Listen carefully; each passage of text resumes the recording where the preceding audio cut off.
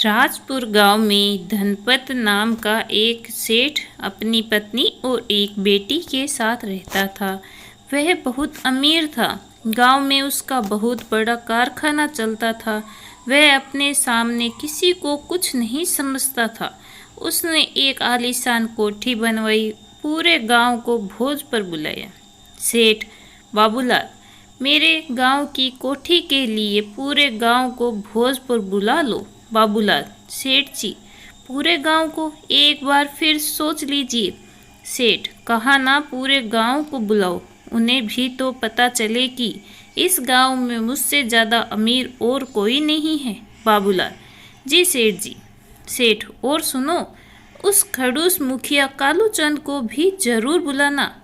उसे लगता है कि इस गांव में वह सबसे होशियार और ईमानदार है। बाबूलाल, जी सेठ जी, जैसी आपकी इच्छा। 2 दिन बाद। बाबूलाल, आइए आइए, भोज के लिए उधर पधारिए। आदमी, अरे वाह, सेठ जी ने तो इंतजाम बढ़िया किया है भाई। दूसरा आदमी, भाई मान गए। इस पूरे गांव में इतना अमीर और कोई नहीं जो पूरे गांव को पंगत में बिठाकर शानदार न्योता दे। बाबूलाल, अरे मुखिया जी, आप इधर आइए, यहाँ बैठिए, मैं अभी सेठ जी को बुलाकर लाता हूँ। मुखिया कोठी को देखने लगा। सेठ, और कैसे हो मुखिया जी? कालूचंद, ठीक हूँ मैं। आज तो तुमने रौनक लगा रखी है सेठ। बहुत दिनों से सोच रखा था, रहने वाले 3 जन हैं तो क्या, अपने लिए एक कोठी बनवा लूँ। आखिर ये सब किसके काम आएगा? कालूचंद, बहुत अच्छा, लेकिन अब तुम पुरानी कोठी का क्या करोगे सेठ? उसका क्या करूँगा, वह बहुत पुरानी हो चुकी है। उसे बेच दूंगा या फिर गोदाम बना दूंगा। कालूचंद, तुम तो कोठी पंचायत को बेच दो, हमें अनाथालय बनाने के लिए जगह की ज़रूरत है। मुखिया, बोलो क्या कीमत लोगे इसकी सेठ? ये मुखिया भी बहुत चालू है, कीमत पूछ रहा है। ये अच्छी तरह जानता है कि पंचायत की मेरी कोठी खरीदने की हैसियत नहीं है।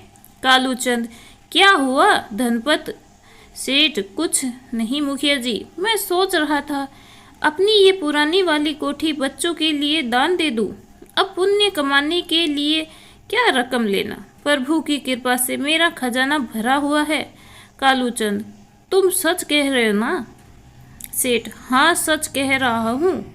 तुम मेरी दरिया दिली के बारे में तो जानते ही हो, मेरा हृदय अंदर से मोम है।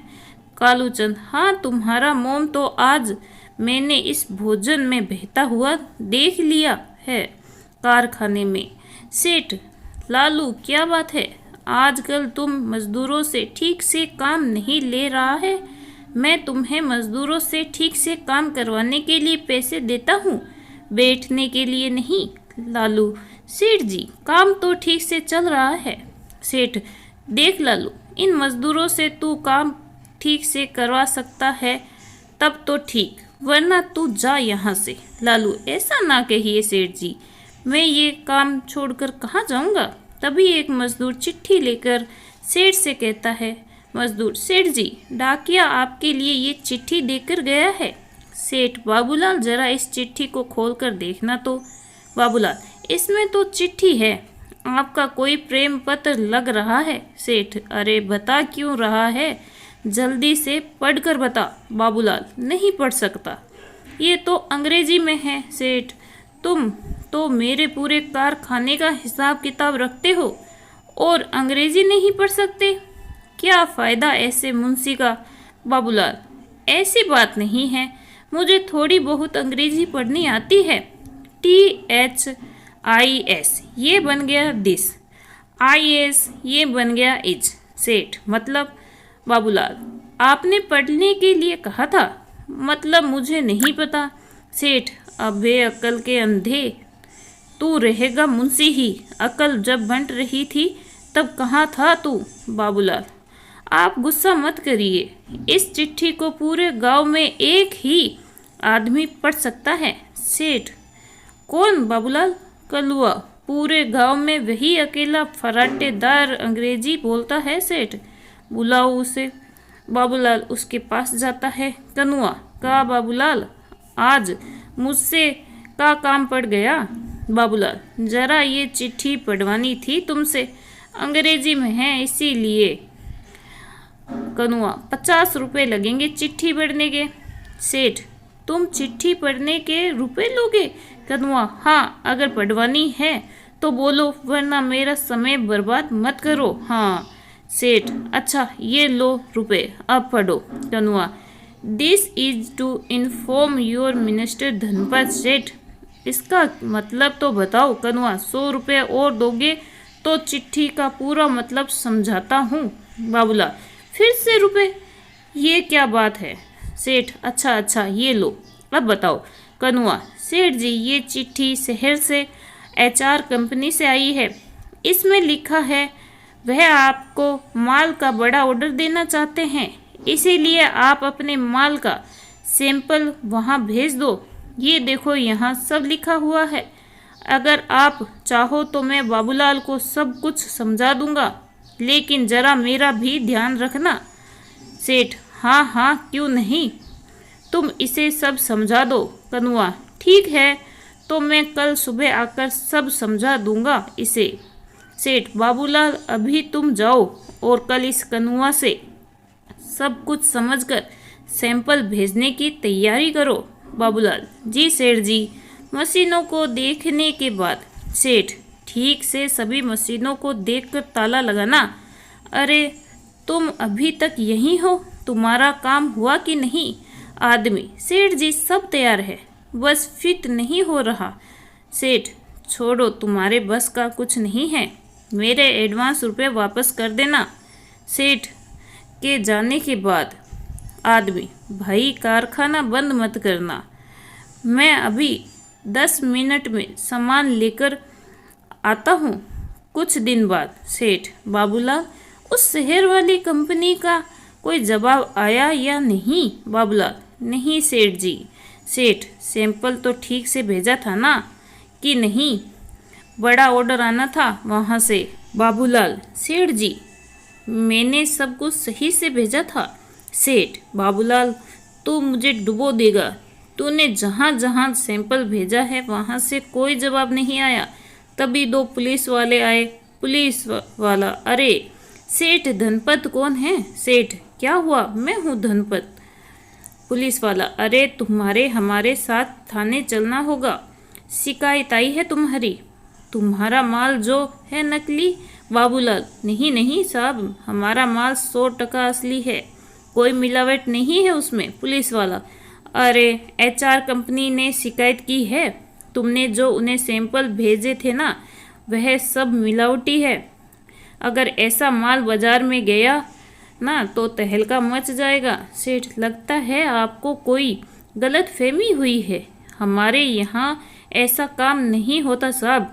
पुलिस वाला सेठ को पकड़कर ले जाते हैं। बाबूलाल, सेठ जी आप घबराइए नहीं, मैं कुछ करता हूँ। 2 आदमी आकर कारखाने को सील कर देते हैं। कर्मचारी, ये आप क्या कर रहे हैं? सरकारी अफसर, अब इस कारखाने का केस तो अदालत तक जाएगा, इसके बाद ही कोई सही फैसला आएगा। अगला ऑर्डर आने तक ये कारखाना बंद रहेगा। पुलिस वाला, अरे सेठ, अब सच सच बता। सेठ, कहा ना मेरे कारखाने में कोई मिलावट वाला माल नहीं बनता, किसी ने झूठी शिकायत की है। पुलिस वाला, अरे हमारे पास सभी सबूत है, सारे मिलावटी सामानों पर तुम्हारे कारखाने का नाम है, तुम सच हो तो सबूत लाओ ना। फिलहाल तुम्हारी जमानत हो रही है, जाओ, अदालत का नोटिस पहुंच जाएगा तुम्हारे पास, चलो घर पर। सेठ बहुत चिंतित था। सेठानी, सुनिए जी, आपके जाने के बाद 4-5 लोग आए थे, बोल कर गए हैं कि हमारा रुपया 2 दिन में वापस कर देना, वरना अच्छा नहीं होगा। सेठ, मैं इतने सालों से व्यापार कर रहा हूँ और ये लोग। सेठानी, मुझसे उनकी बातें नहीं सुनी जाती, आप उनके रुपए दे दीजिए ना। सेठ, हाँ, कारखाना भी बंद हो गया। घर चलाने और कारखाना चलाने के लिए भी रुपयों की जरूरत है। कालूचंद, धनपत, अरे ओ धनपत, सेठानी। आई आई मुखिया जी, बैठिए, मैं पानी लेकर आती हूँ। मुखिया, ये क्या हो गया? साजिश रची है। सेठ, मुझे ये सब बाबूलाल का किया धरा लगता है। ये सब काम उसी ने किया था। मुखिया, लेकिन फंसे तो तुम हो। अब खुद को बेगुनाह कैसे साबित करोगे?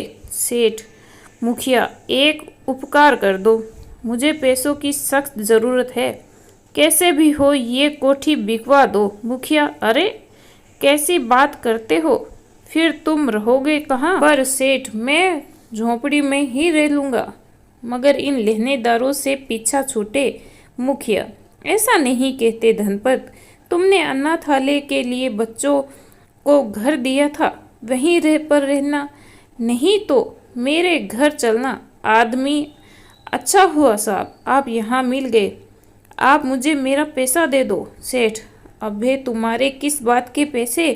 अगर तुम उसी दिन कारखाने में हर जगह जासूसी कैमरा लगा देते तो आज ये दिन नहीं देखना पड़ता। आदमी, ऐसा मत कहिए सेठ जी, मैंने तो सारे कैमरे फिट कर दिए थे। सेठ, कब? तुम तो उस दिन के बाद आए ही नहीं। आदमी, कारखाना बंद हो जाने के बाद थोड़ी देर बाद मैं सामान लेकर आया था और सारे जासूसी कैमरे उसी दिन सेट कर दिए थे।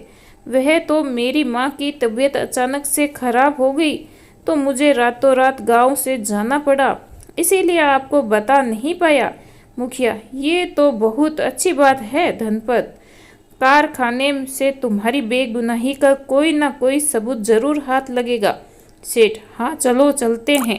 खिड़की से कारखाने में घुसते हैं। आदमी ने 3 जगहों से छिपे हुए जासूसी कैमरे निकाले और चलाए। एक कैमरे में कर्मचारी मशीनों के साथ काम कर रहे थे, दूसरे कैमरे में बाबूलाल और सेठ बात कर रहे थे। सेठ, अरे इसमें तो कुछ भी नहीं है। मुखिया, तीसरे वाला जरा चलाओ तो। तीसरे कैमरे में लालू और एक आदमी था। लालू ने माल के पैकेज उठाकर एक बड़े से थैले में रखे और दूसरे आदमी ने उनकी जगह दूसरे पैकेट रखे। लालू ने सेठ वाले माल का थैला आदमी को दिया और उससे पैसों की गड्डी ले ली। आदमी, अरे किसी को कुछ पता तो नहीं चलेगा? लालू, अरे नाना, वो बाबूलाल और सेठ दोनों मूर्ख है। इस सेठ को जेल भेजकर धीरे धीरे सारा कारखाना हथिया लूँगा मैं। हाँ सेठ, ये सब लालू ने किया है। मुखिया, चलो अब पुलिस स्टेशन चलते हैं भाई। 2 पुलिस वाले लालू को घर से पकड़ते हैं। लालू, अरे मैंने क्या किया है? पुलिस वाला, अरे मिलावटी माल तूने रखा और फंसा सेठ को दिया। लालू, मैंने कुछ नहीं किया, वह सेठ बहुत झूठ बोल रहा है। पुलिस वाला, अबे चल, पक्का सबूत है हमारे पास तेरे खिलाफ। इसके बाद 2 आदमी कारखाने की सील खोल देते हैं। मुखिया, मुबारक हो धनपत, तुम अपनी समझदारी से एक बहुत बड़ी मुसीबत से बच गए। सेठ, मुखिया जी, सच बताऊं तो ये समझदारी मेरी नहीं, इस कैमरे वाले भाई की थी। इसी ने मुझे मनाया था ये कहकर कि आप कैमरे लगवा लो सेठ जी, इतना बड़ा कारखाना है, देर सवेर हो ही जाती है, ये उस वक्त काम आएगा। भाई, तुम्हारा बहुत बहुत धन्यवाद, बड़ा उपकार है आपका। आज तुम्हारी वजह से मेरा काम और नाम दोनों की लाज बच गई, वरना मैं सड़क पर आ जाता। आदमी, ऐसा मत कहिए सेठ जी, करने वाला तो भगवान है। इस कहानी के बारे में आपकी क्या राय है, कमेंट करके ज़रूर बताइएगा। कहानी अच्छी लगी हो तो प्लीज़ लाइक ज़रूर करें। चैनल पर नए हो तो सब्सक्राइब करना ना भूलें। कहानी सुनने के लिए आपका बहुत बहुत धन्यवाद।